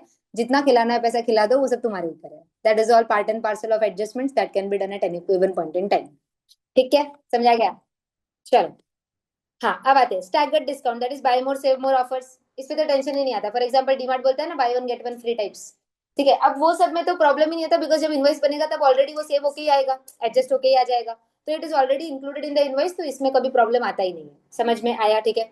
4,000 तक का शॉपिंग करोगे तो 1,000 फ्री। तो दैट इज थी 5,000 का इनवॉइस था और 4,000 रुपया लगा। समझ में आया? तो ये उस तरह से चलता है। नेक्स्ट, पीरियोडिक या ईयर एंडिंग डिस्काउंट या वॉल्यूम डिस्काउंट। अब ये मिलता है ना कभी कभी, साल भर में इतना स्टॉक बेचोगे तो मिलेगा। होलसेलर रिटेलर को देता है, साल भर में अगर आपने इतने प्रोडक्ट्स बेचे तो इतना इतना आपको डिस्काउंट मिल जाएगा। साल भर का जो भी पेंडिंग अमाउंट, मतलब जो भी बैलेंस रहेगा उसके ऊपर एडजस्ट हो जाएगा। तो ये मिलेगा, लेकिन provided it should be established into the agreement which was entered eight the time of supply. तो ये पहले आप लोगों का होना चाहिए। समझा क्या? ठीक है। जैसे ये होता है ना कभी कभी, कोई कोई शॉप्स वगैरह में भी होता है कि आप अगर साल भर में उनके शॉप से इतना परचेसेस करते हो तो ईयर एंड के बिलिंग वगैरह में वो लोग एडजस्ट वगैरह करके दे सकते हैं। ऐसे कोई भी ऑफर्स वगैरह निकाल सकते हैं। समझ में आया? ठीक है। जैसे फॉर एग्जांपल डीमार्ट ने बोल दिया कि आप महीने भर का जो भी आप लोग खरीदी यहाँ से करते हो, तो साल के एंड में इन द मंथ ऑफ मार्च, ऐसा उन्होंने अगर कोई स्कीम निकाला कि मार्च मंथ में हम क्या करेंगे, सारे के सारे जितने भी अपने पास रजिस्टर्ड मोबाइल नंबर के हिसाब से बिल जनरेट होता है अभी आजकल सबका, पता है ना? ठीक है। तो मोबाइल नंबर के हिसाब से वो लोग देखेंगे, और उन्होंने बोला कि जिस भी पर्टिकुलर पर्सन ने अगर 5 लाख रुपए से ज्यादा साल भर में डीमार्ट से अगर खरीदी किया हुआ है, तो and of the month, that is March month के अंदर, ईयर एंड जब भी होगा accounting year and, March month के अंदर आपको 50,000 का shopping as per DMart free मिल जाए। ऐसा उन्होंने अगर कब बोला है, अप्रैल मंथ में बोला। ठीक है, जब आपने ईयर स्टार्ट किया था तभी उन्होंने फॉर एग्जाम्पल बोर्ड वोर्ड लगा के या जो इनवॉइस है उसके ऊपर लिख के दे दिया कि आपका इतना इतना हुआ है। तो इन दैट केस समझो कि आपको मिला है, तो वो मार्च मंथ का बिलिंग चलेगा कि नहीं चलेगा? यस, दैट विल बी, क्योंकि फिर वो डिस्काउंटेड टर्म्स में आ सकता है। समझ में आया सबको? पॉइंट्स भी मिलता है ना। पॉइंट्स वाला भी है। पॉइंट्स जनरली जो होता है ना वो वाउचर्स वाले केस में आता है, एक्शनेबल क्लेम बन जाता है, you are claiming the points. समझ में आया? क्योंकि पॉइंट्स हम लोग क्या करते हैं, क्लेम करते हैं ना, तो वो एक्शनेबल क्लेम्स के अंदर चला जाता है। Generally that has the characteristics of voucher, ऐसा है। समझ में आया? ठीक है। तो उसको तो जनरली अपन टैक्सेबिलिटी के अंदर फिर नहीं लेके आते, क्योंकि उसके अगेंस्ट तो कुछ चीज खरीदता है, तो that is actionable claim to purchase that particular. ठीक है। नेक्स्ट, सेकेंडरी डिस्काउंट्स, ये तो कभी नहीं मिलता है। Secondary discounts are the discount which are always which are accepted after the sale is made, after the invoice has been generated। समझ में आया? These are the discount which are not known at the time of the supply and are offered after the supply is already over। ठीक है। Example, A supplies 10,000 packets of biscuit at ₹10, afterwards revalues it at 9। तो बाद में discount दिया ना ₹1 का, अब adjustment होगा क्या? नहीं, GST will be on the entire 10,000, और जैसे कि आपका अमाउंट आएगा पैकेट्स के ऊपर। ठीक है, अंडरस्टूड? हाँ। कमर्शियल क्रेडिट नोट इशू हो सकता है, yes, GST credit note issue नहीं होगा। ठीक है, वो चीज अपने को ध्यान रखना है। It may be noted that financial या commercial credit note can be issued by the supplier even if the condition mentioned in 15(3)(b) are not satisfied। Such credit note do not include GST and do not have any impact on the value of the supply for the purposes of GST। That will be only and only used for your accounting purposes। Those GST, those credit note and debit note will only be used for your accounting aspects। वो आपके GST aspect के लिए फिर नहीं है। और अगर आप GST क्रेडिट नोट इशू करते हो तो वो दोनों के लिए काम आ जाएगा, GST के लिए भी काम आ जाएगा और अकाउंटिंग के लिए भी काम आ जाएगा। वही सेम चीज से आप अकाउंटिंग भी कर सकते हो ना, कोई प्रॉब्लम नहीं। ठीक है, समझ में आया? Royal Biscuit gives 30% discount on the list price to its distributors. Thus, carton for Spice Biscuit in the tax invoice list price is mentioned as 200। Discount 30% का दिया तो 140 का दिखा, तो 140 पे लगेगा टैक्स। जीएसटी कितने पे लगेगा? 140, क्योंकि it is pre decided. Second, agreement of Raju Electrical Appliances with the dealer is that purchase of rice cooker over 1,000 pieces in the Diwali month shall entitle 5% of the discount per cooker। पहले decide हो चुका है, हाँ कि नहीं? जब आप billing कर रहे हो, जब आप लोग उनसे एग्रीमेंट करवा रहे हो, तभी आपने बता दिया ना कि जब आपने 1,000 कुकर ये दिवाली मंथ में बेच दिए तो आपको कितना मिलेगा? 5% पर कुकर का प्राइस आप लोगों को लेस करके मिल जाएगा। तो इनवॉइस तो पूरा बनेगा, क्योंकि अपने को पता नहीं है कि वो डिस्काउंट क्लेम कर पाएगा कि नहीं कर पाएगा। करेक्ट है? तो ये क्रेडिट नोट के थ्रू ही बाद में एडजस्ट होने वाला है डिस्काउंट। ठीक है। So, Raju Electrical Appliances can issue credit note for the discount of 5% of the goods along with GST and claim the adjustment of the excess tax paid provided dealer must reverse the proportionate ITC which has been claimed. समझ में आया? तो वो अगर कर देता है तो ये GST का क्रेडिट नोट इशू करके हम एडजस्टमेंट कैरी आउट कर सकते हैं। Pink and Blue Private Limited sold the goods to Orange Private Limited on 5th January 50,000 exclusive of GST and charged 9,000 IGST as IGST at the rate 18%. Terms of the supply stipulate that 2% discount will be given if the payment is made within 1 month of the supply. So in that case अपने को क्या करना पड़ेगा? 9,000 rupees in the month and makes the payment of goods on 10th February. तो 1180 का credit note issue होगा, 1000 रुपए का डिस्काउंट और प्लस उस पे 180 रुपए का GST। समझ में आया? 1000 और 180। After receiving the credit note OPL को क्या करना पड़ेगा? 180 रुपया रिवर्स करना पड़ेगा ताकि 180 रुपए का क्रेडिट कौन ले सके? वापस से आपका सप्लायर जो है वो क्लेम कर सके जितना उसने एक्सेस पे करके रखा था। समझा क्या? डिस्काउंट जो डिडक्टेबल नहीं है। In the above example if terms of supply did not provide for the discount और 2% आपने बाद में दिया तो इन दैट केस सिर्फ कमर्शियल क्रेडिट नोट इशू होगा और वो सिर्फ कितने का होगा? 1000 रुपीज का होगा। उस केस में फिर ना रेसिपिएंट को 180 रुपीज रिवर्स करने की जरूरत है और ना सप्लायर को 180 रुपीज को एडजस्ट कर सकते। 180 जो है वो पेड हो चुका है, वो सब चीजें हो चुकी। समझ में आया? 9,000 जो गवर्नमेंट के पास जा चुका है, that is done dusted buried हो चुका है। 1000 रुपीज जो आपका एक्चुअल वैल्यू था उसको आप रिवर्स कर दो by way of a commercial credit note. समझ में आया? हाँ, इसमें नुकसान किसका हुआ? सप्लायर, क्योंकि एक तो उसको 1000 रुपए का, एक्चुअली उसके लिए 1000 रुपए का डिस्काउंट नहीं हुआ, उसके लिए 1180 का डिस्काउंट, ऐसा मान के, क्योंकि वो 180 रुपीज भी तो उसने बेयर किया ना फिर। समझ में आया? इसी के लिए सप्लायर के लिए हमेशा बेस्ट होता है कि अगर आप डिस्काउंट देने वाले हो तो वो प्री डिसाइडेड वे में दे दो। देने वाले हो नहीं देने वाले हो, अगर तुम्हारे दिमाग में है कि आपको ये स्कीम चलानी है तो आप उसको लिख दो। तो इट विल ऑलवेज भी कि आप फिर वो GST रिटर्न भी तो ले सकते हो ना, तो that will always be preferable part. Understood? समझा क्या? Company announces turnover discount after reviewing the dealers performance during the year. साल भर का डीलर का परफॉर्मेंस देगा और उसके बाद टर्नओवर डिस्काउंट देगा। चलेगा कि नहीं चलेगा? नहीं चलेगा। जब टर्नओवर बुक कर रहे थे तब थोड़ी था, साल भर का टर्नओवर तुमने रिव्यू किया और बाद में डिसाइड किया किसको कितना डिस्काउंट देना। मिलेगा क्या? नहीं मिलेगा। आप पहले ही बोल देते कि अगर टर्नओवर 5 लाख हुआ तो इतना मिलेगा, 10 लाख हुआ तो इतना मिलेगा, 15 लाख हुआ तो इतना मिलेगा, अगर स्लैब्स डिसाइड कर लेते फिर तुम लास्ट में रिव्यू करो और फिर दो तो चलेगा क्या? Yes, because it is already decided. Price पे ही बोला है ना मैंने, जितना भी है ना। अब व्हाट इज की टर्नओवर वाला जो पार्ट है तुमने प्राइस पे ही तो किया है ना। इफ व्हाट इज की अगर मैंने बोल दिया उनको कि आपका टर्नओवर क्राइटेरिया जो है मैंने उस पे लिख के दे दिया है कि 1 लाख से 10 लाख के बीच में अगर आपने सेल्स किया हुआ है तो it is linked to the prices. 5% off the list price will be given as a discount. If your sales is between 10 lakhs to 20 lakhs, 10% of the list price will be given as a discount. तो decided parameters और criteria तो पहले decide हो चुका है। जब मैं invoice बना दूं तभी उस पे लिख के दे रही हूँ तुम लोगों को, फिर दो बाद में ये चलेगा कि नहीं चलेगा? यस, तभी मैं टर्नओवर रिव्यू करूंगी किसका कितना हुआ, उसके बेसिस पे मैं डिसाइड कर दूंगी। तो that will be a better mechanism to handle this. Not कि एंड ऑफ द ईयर पे रिव्यू करेंगे, अपना कितना प्रॉफिट हुआ देखेंगे, उसके हिसाब से परसेंटेजेस डिसाइड करेंगे डिस्काउंट का और फिर सामने वाले को मिलेगा। तो वो पार्ट यहाँ पे कवर नहीं है। समझा? ठीक है। एक और चीज, अब यहाँ पे उन्होंने क्लैरिफिकेशन दिया है। नो क्लेम बोनस पढ़ा था हमने चैप्टर नंबर 1 के अंदर, याद है क्या सबको टॉपिक? ठीक है। लाइफ इंश्योरेंस के अंदर या हेल्थ इंश्योरेंस के अंदर जनरली होता है जहाँ पे आप क्लेम नहीं करते हो तो वो क्या कर देते हैं, आपका कवर बढ़ा देते हैं। ठीक है, मतलब जहाँ पे 5 लाख रुपए का आपको कवर मिल रहा था और 20,000 रुपीज का पॉलिसी की प्रीमियम पेमेंट, अब आपको 8 लाख रुपए का कवर मिल रहा है विद सेम 20,000, जिसका इक्विवेलेंट पेमेंट शायद 30,000। तो एक्चुअली ऐसा हो गया कि 30,000 के प्रीमियम पे 10,000 रुपए का डिस्काउंट हो गया और 20,000 रुपए का मुझे प्रीमियम पड़ रहा है फॉर 8 लाख रुपीज का। यही है लॉजिक। ठीक है, तो उन्होंने यहाँ पे अपने को क्या बोला, the issue which arose for the clarification was whether no claim bonus provided by the insurance company to the insured can be considered as an admissive discount for the purpose of value of supply। तो इसके लिए हम लोग बोल रहे थे कि जब समझो कि मुझे नो क्लेम बोनस मिला है जहाँ पे मेरा 5 लाख का सम एश्योर्ड जो है वो 8 लाख हो गया है, 8 लाख का equivalent 30,000 was the premium amount जो मुझे पड़ रहा है 20,000। तो अब यहाँ पे वैल्यू सप्लाई 30 लूं कि 20 लूं, क्योंकि no claim bonus will be dependent on whether you are claiming और नॉट। बट वो तो हर एक LIC कंपनी का पॉलिसी है कि वो लोग देते ही है नो क्लेम बोनस।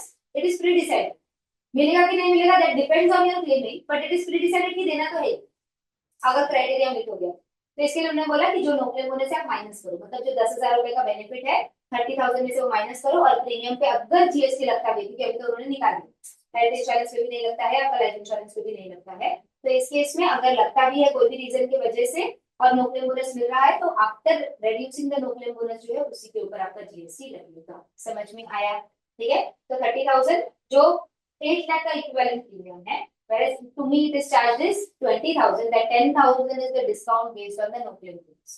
तो 10,000 पे माइनस करेंगे और सिर्फ 20,000 के ऊपर अपना क्या लगेगा, जीएसटी लग जाएगी। If any applicable. समझ में आया? ठीक है, चलो तो यही चीज आप लोगों को यहाँ पे देके रखा है, लाइन बता देती हूँ आप लोगों को, ठीक है। It is clarified that value of supply shall not include any discount which is given before or at the time of the supply if such discount has been duly recorded. In that case, clarified that no claim bonus is permissible deduction under the said section for the purpose of calculation of value of supply of insurance services by the insurance company. तो permissible deduction है मतलब minus कर सकते हैं।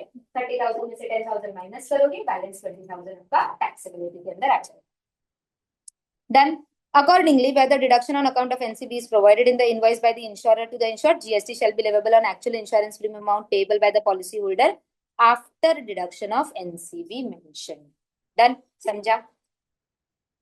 चलो यहाँ तक एक बार कर लो। ये दो आपके केसेस है, ये वाला तो हम लोगों ने किया ना अभी, ठीक है। ये वाला हो गया अपना, यहाँ से तो अपना रूल्स चालू हो जाएगा। आप लोगों को क्या करना है, एक तो ये क्वेश्चन जो है वो सॉल्व करना है और नीचे वाला क्वेश्चन, ये दोनों क्वेश्चन एक बार पहले पढ़ लो और फिर ये दो क्वेश्चन सॉल्व करना है। इसको डिस्कस कर देती हूँ। क्या दिया, BW limited manufactures tobacco products, ठीक है। It has been provided that particulars relating to the goods sold by to CF Limited. Price exclusive of all taxes and duties दिया, मतलब 60 is the basic, ठीक है। एक्साइज ड्यूटी लग रहा है उसके ऊपर, क्योंकि टोबैको पे दोनों लगता है ना। अच्छा, एक्साइज ड्यूटी पे फिर से जीएसटी लगेगा कि नहीं लगेगा? लगेगा, ठीक है। तो 6,000 ऐड हो गया। पैकिंग चार्जेस ऐड होगा कि नहीं होगा? ऐड हो जाएगा। फ्रेट चार्जेस ऐड होगा कि नहीं होगा? होगा, क्योंकि BW that is supplier arrange कर रहा है, ठीक है। टोटल अमाउंट आपको दे दिया है before any discount. Discount 2% of the price of the goods recorded in the invoice. तो प्राइस ऑफ द गुड्स तो ऊपर 60,000 है, तो उसका 2% क्या हो जाएगा, लेस हो जाएगा, because it is decided before hand. समझ में आया?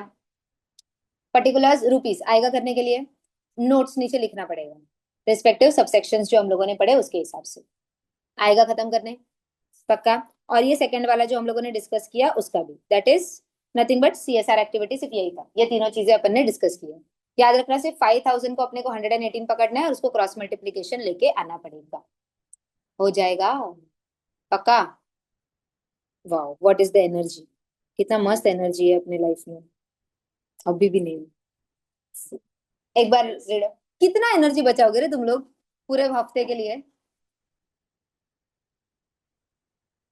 मैं तो 2 हफ्ता एनर्जी बचाता हूँ, फिर 1 हफ्ता आता हूँ, है ना प्रियम?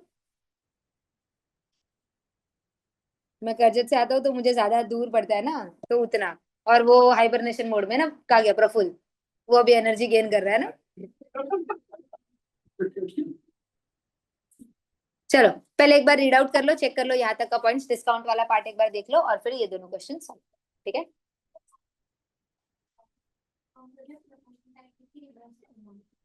आफ्टर द सप्लाई डिस्काउंट, हाँ बोल, हाँ बराबर। कौन सा इंटरेस्ट? तो उसको इंटरेस्ट भी पे करना पड़ेगा कि आईटीसी एलिजिबल नहीं था कुछ? नहीं, विदाउट आईटीसी इंटरेस्ट एप्लीकेबल नहीं होगा इसके, क्योंकि ये डिस्काउंट जो आप दे रहे हो उसमें फिर इंटरेस्ट नहीं लगेगा। नॉर्मल वाला जो है अपना वही आएगा सिर्फ, बस नॉर्मल। हाँ वही बोल रहे ना कि अभी उन्होंने वो फैसिलिटी कर दिया है, बट उसमें फिर इंटरेस्ट कंपोनेंट नहीं आता है, ऐसा वो पूछ रही थी।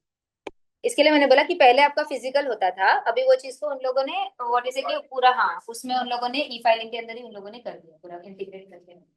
चलो एक बार पहले पेजेस चेक कर लो, फिर उसके बाद ये दो क्वेश्चन